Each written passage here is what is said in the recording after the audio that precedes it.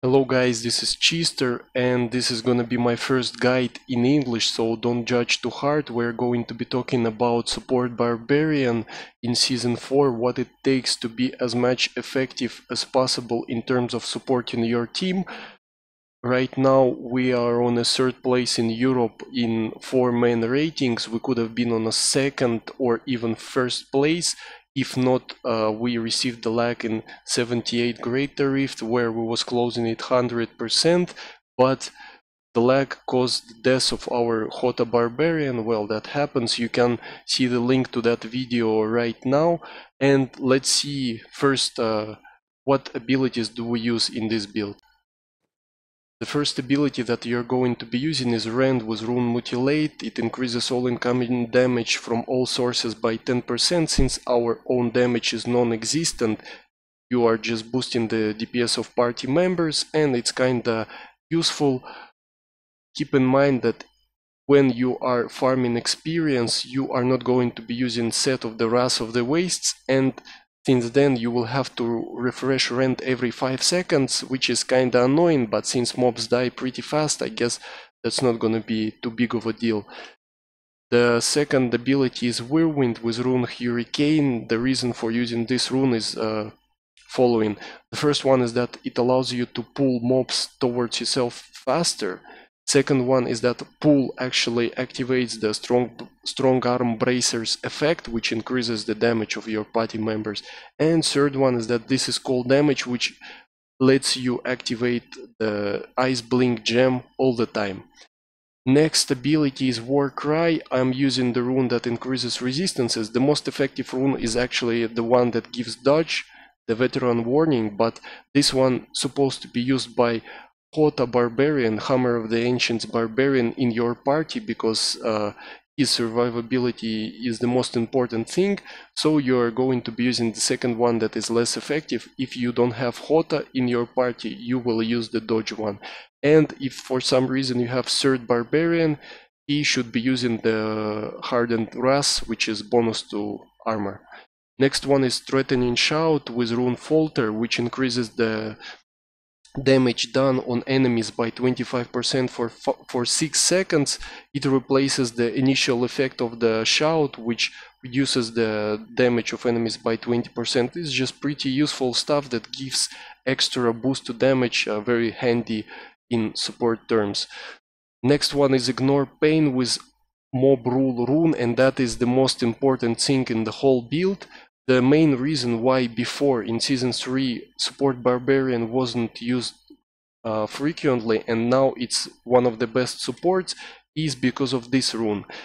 Before, when you was using Belt Pride of Cassius, Mob Rule wasn't getting benefits from it, so your party members was getting 5 seconds duration Ignore Pain, but now they are getting 11 seconds just like you, which allows you to keep Ignore Pain 100% uptime in all situations, which increases the survivability of party by a lot.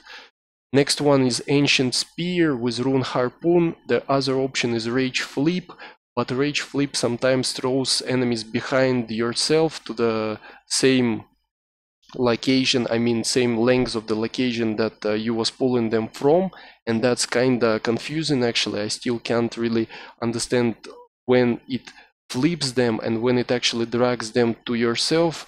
It works kinda chaotically, so I prefer using Harpoon, which is more reliable option, but you can try both and see which one you like the most.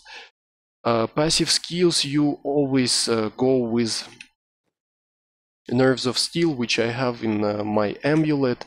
Then next one should be Tata's Nails, Superstition, and Relentless. They just increase your survivability since there is no other options to take from passives. And you go with Weapon Master if you use Rune, Hurricane, and Whirlwind. If you use Wind Shear, then you replace Weapon Master with Inspiring Presence, which kinda stacks pretty good with Heal Monk that gives a lot of life per second. Maybe you might think about replacing one of these runes, like for example Tata's Nails or something else with Inspiring Presence if you have enough survivability. Okay, now let's take a look at the gear, and this one is actually pretty confusing because Support Barbarian has a lot of different options. I hope I don't mix them up. And first of all, let's look at the set of the gear that you will use for ratings for records in Form and Party, where the only thing you care about is effectiveness and your survivability. In that situation, you are going to be using 3 pieces of the Wrath of the Wastes set, which will give you increased duration of rend and increases your survivability when you are whirlwinding, and you will be using whirlwind pretty much all the time. Since you are using the Ring of Royal Grandier, you will receive 4 set bonus from 3 pieces. Next one is set of Born that gives you life percent, cooldown reduction, and bonus experience that doesn't matter in ratings.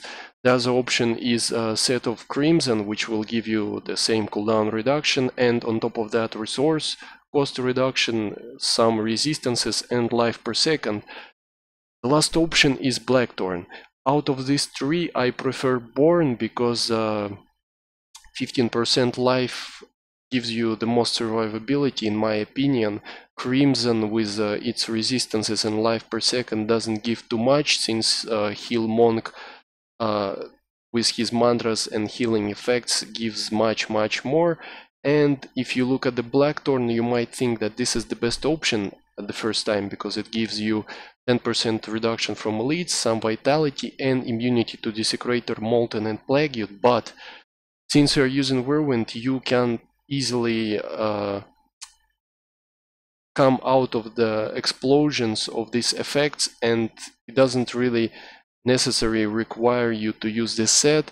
Plus the fact that you have to use 3 pieces actually instead of 2 of the other sets makes it so that you have to give up of one of the other pieces that gives you some effectiveness or survivability, like for example the Leoric Crown or Chelanic Chain. So I prefer and I recommend using Born, as well as in ratings and in farm. The next option should be Crimson, and the last one is Blackthorn if you don't have these 2, but they are pretty easy to get because you can craft them at any time, and that's kind of not a big deal. Then you should be using, in perfect situation, the Leoric Crown, preferably with close to 100% proc. That's the most effective option in ratings. In Bulkatos Blades, which set you are going to be using as well, you would prefer to have strength, vitality, cooldown reduction, and the fourth one should be either resource cost reduction, life per fury spent, or life per hit. Out of those 3, I prefer resource cost reduction. Probably you don't need damage, so you just reroll the base damage of the weapon. In the slots of the weapons, you are going to be using Amethyst, which gives you just a little bit more life per hit. For the rings, you need Obsidian Ring of Zodiac, the Oculus Ring, and Ring of Royal Grandier. I prefer putting Royal Grandier instead of Zodiac and Zodiac into Kanai Cube, but I don't have one good Ring of Royal right now, so I just use this option. It's not such a big of a deal actually.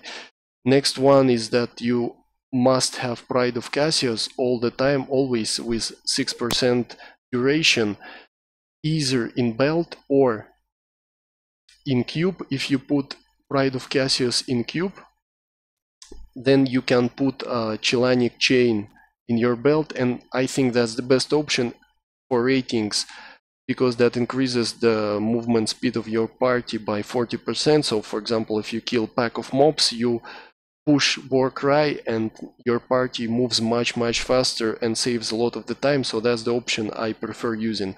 Strong Arm Bracers is a must, and that's the best and the only option that you can use.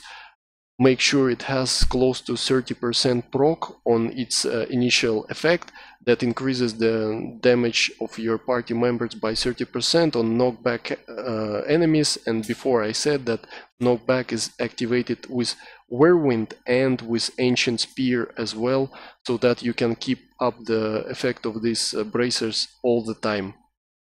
The amulet should be Hellfire with one of the passives that I talked previously. These 4 plus Nerves of Steel and Inspiring Presence as the last not so effective option.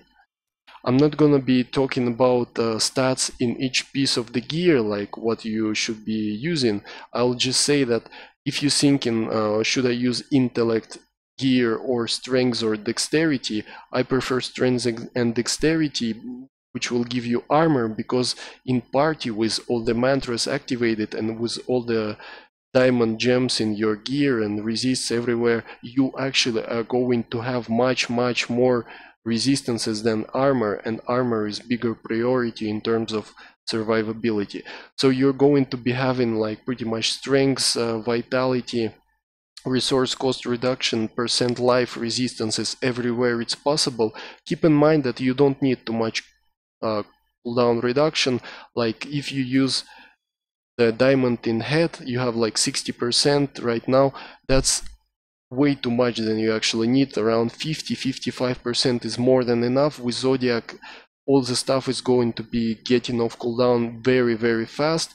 The only reason you need that is, for example, if some party member didn't receive Ignore Pain, he was out of line of sight or something, so you have to push it again quickly, and that's when you need to pull it off faster. But as I said, like for example, in here in this shoulders, I can reroll cooldown reduction into life percent. The reason this gear is not optimized is because I was using Crimson before. The other pieces of the gear is the same.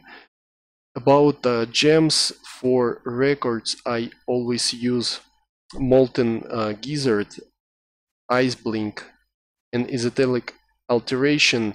This is the best option in my perspective.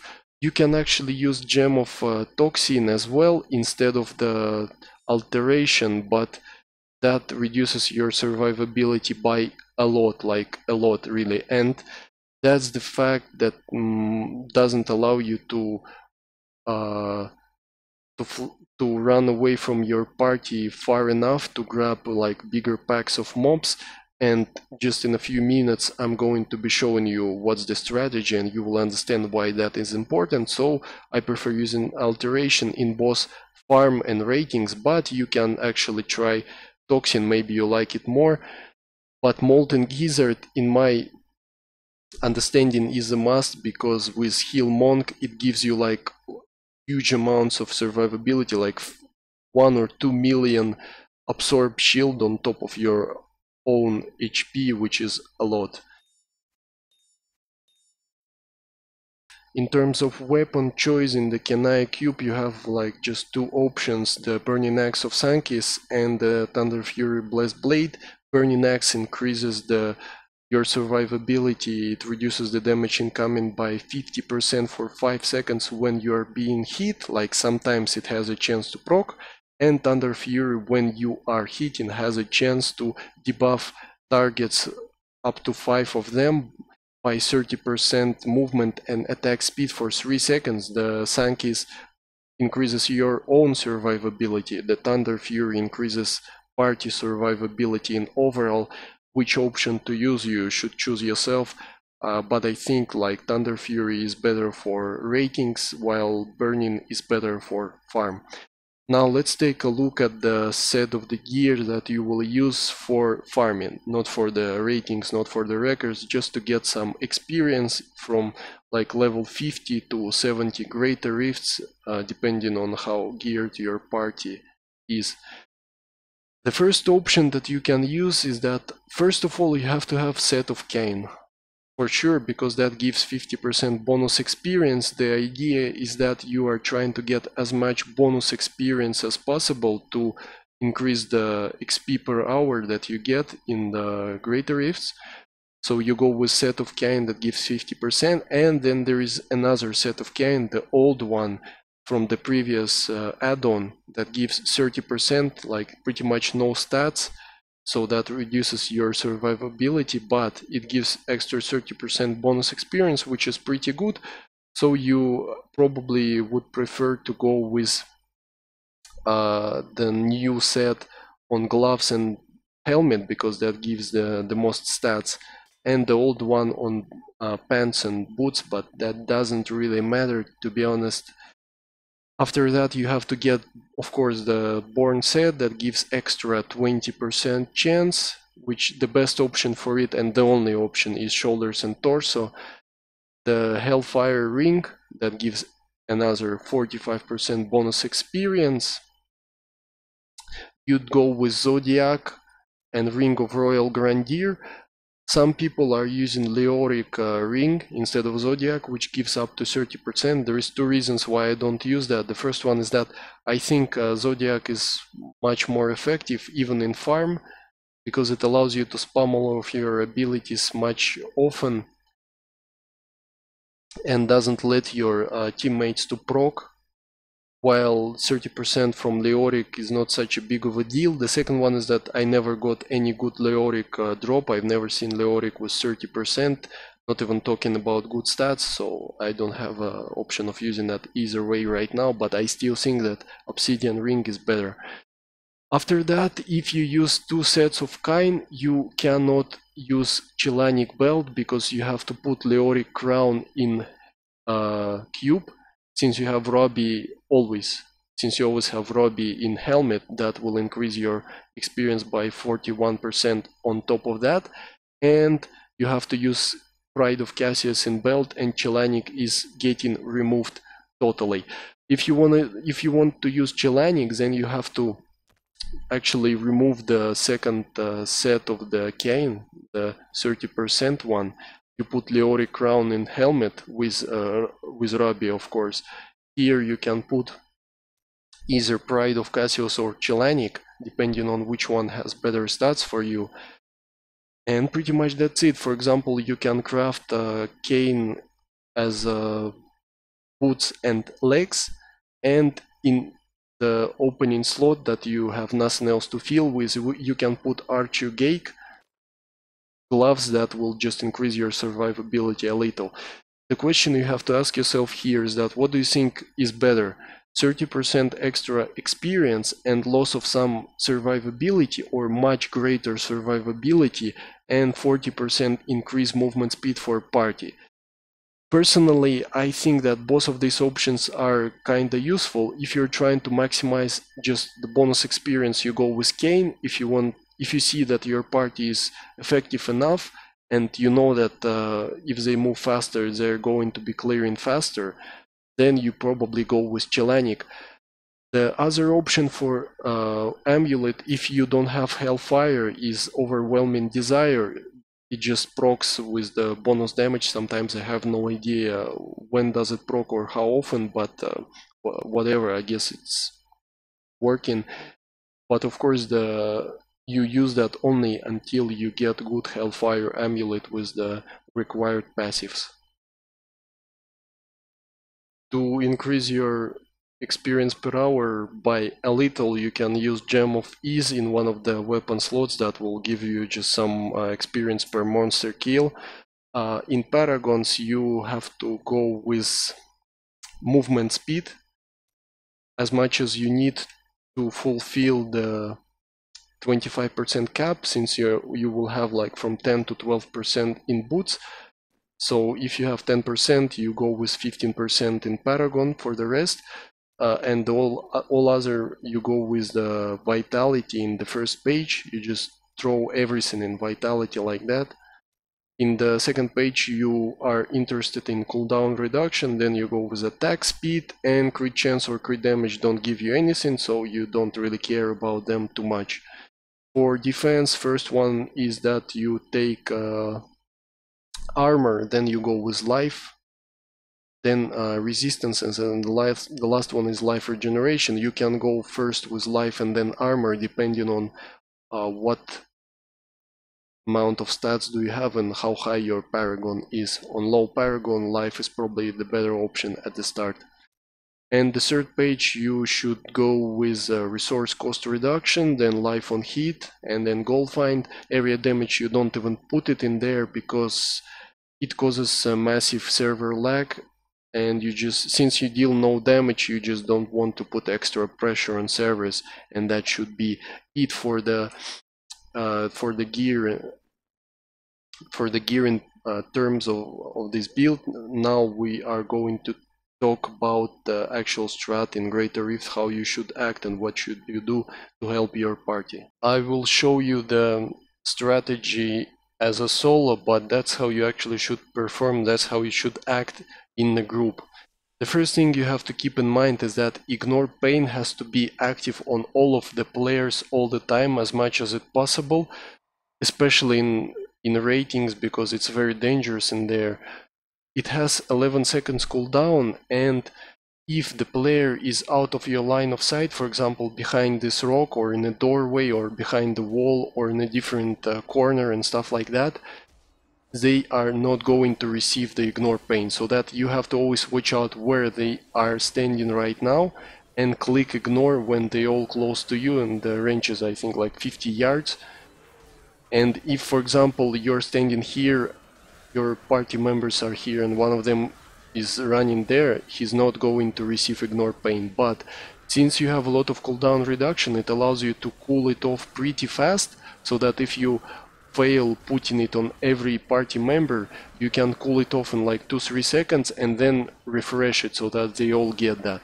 Next one is you have to keep up the war cry. If you use Chelanic Belt, after the pack dies, after your party starts to move, that's when you click it and give them the movement speed boost. But even if you don't, you just refresh it every minute. Then for the damage boost, you use Demoralizing Shout. For 6 seconds, all the monsters around receive 25% increased damage, and if you want to put Rend, you have to hold shift while holding Whirlwind, and then you just left click and bam, you put it. Like, some people say, okay, it's very dangerous to put Rend because mobs can hit you since you're not Whirlwinding. Well, that takes like millisecond pretty much if you do it this way. You just hold shift, like right now I'm holding it, and if I want to put Rend, I just click it here, here and here, and everyone has it right now. As you can actually see, mobs are being debuffed by Ice Blink even when I don't put Rend, and that's because of the Whirlwind rune, since it deals cold damage, which is very effective.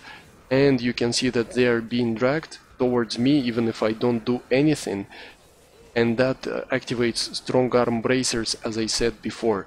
Pretty much that's it, but we didn't highlight the most effective, the most important ability after Ignore Pain, which is Ancient Spear, and that's how it works. You click it and the mobs get dragged to you. Pretty much everyone in the line of the spear will get dragged. That's very, very effective when you are using when you have the Palm Monk in your party, which puts the Palm that explodes with huge amounts of damage to all surrounding mobs and causes like a chain reaction. And that's when it's very good to collect mobs together in a big packs.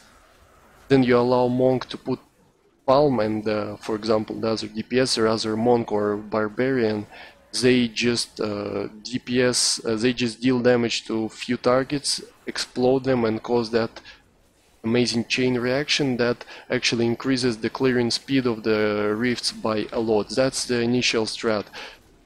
You can use this different ways. For example, you guys run into a pack of mobs, you stop moving, like Monk stops somewhere in here, and then you just start dragging all the mobs around in that place so that your party members can explode them all together. If you are doing it in the ratings, mobs are going to be dying not very fast, like it's going to take quite some time, and that's when you have time while your party members are doing this. You refresh Ignore Pain, and you have 10 seconds before it finishes to go a little bit further like this is not very good demonstration because it ended. Let's show it again. So for example, I will go into the next room.